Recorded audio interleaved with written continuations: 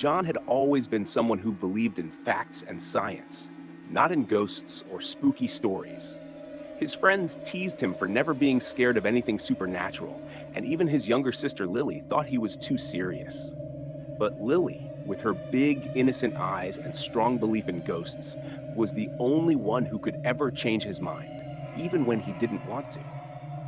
So, when she begged him to take her to the old spooky house called Hollow Manor, John couldn't say no. He thought it would just be a silly trip, a chance to show that there was nothing scary about the place at all. But as they got closer to the creepy old house, surrounded by fog and dead trees, John started to feel nervous. The house stood tall and dark, with broken windows that looked like empty eyes and a door that creaked like it was in pain. John tried to ignore the feeling in his stomach, thinking it was just because the place was so creepy. But deep inside, he couldn't shake off the feeling that something was very wrong. Lily, always the brave one, turned on her flashlight and led the way, her laughter echoing in the dark halls. She was excited by the mystery, but John just wanted to leave as soon as possible. As they walked through the house, the air seemed heavy, like the house was alive and watching them. John tried to explain away the strange things that were happening. The doors that slammed shut, the footsteps they heard when no one was there, and the objects that seemed to move on their own, as tricks to scare visitors. But when they went down into the basement, John started to worry. This didn't feel like a normal haunted house. The basement was full of old furniture, cobwebs, and scary paintings that seemed to watch their every move. In the dim light, John saw a figure in the corner. His heart raced until he realized it was just an old mannequin. He felt relieved, but that feeling didn't last long. He turned to say something to Lily, but she was gone.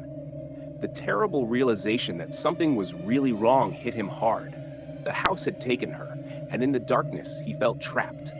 His heart beat faster as he called out for her, his voice echoing back in the silence.